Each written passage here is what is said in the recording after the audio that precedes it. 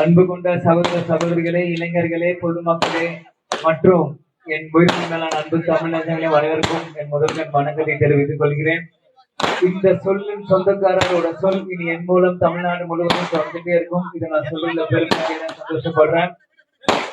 சில நாட்களுக்கு முன்னாடி இதே மாரியம்மன் கோயில் வந்து முதல்ல என் பிரச்சாரத்தை நான் ஆரம்பிச்சேன். இந்த விருதுநகர்ல சில வாக்கு வித்தியாசத்தில் வெற்றியை நான் தள்ளி விட்டாலும் உங்க முன்னாடி எம்பியா வரணும்னு நினைச்சேன். ஆனா இன்னைக்கு உங்க முன்னாடி விபி விஜய் பிரபாரன் நான் வந்து நிக்கிறேன்.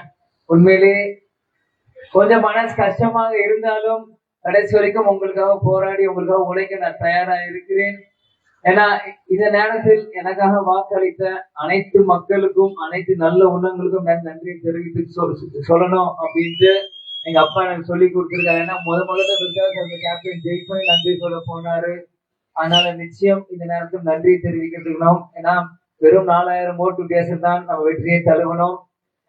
இல்லைன்னா ஒரு மிகப்பெரிய ஒரு அரசியல் மாற்றமே இன்னைக்கு தமிழ்நாட்டில் நடந்திருக்கும். இருந்தாலும் இன்னைக்கு எனக்கு விஜயபிரபா எனக்கு அடையாளம் கொடுத்தது விருதுநகர் மக்கள் நீங்க தான். ஏன்னா கடைசி வரைக்கும் இந்தியாவில் ஒரே தொகுதி, மொத்த இந்திய அரசியல் வட்டாரமே பார்த்து கூர்ந்து கவனிச்ச ஒரே தொகுதி விருதுநகர் தான். ராத்திரி 11, 12 மணி வரைக்கும் இழுபறியா கொண்டு போயிட்டு ரொம்ப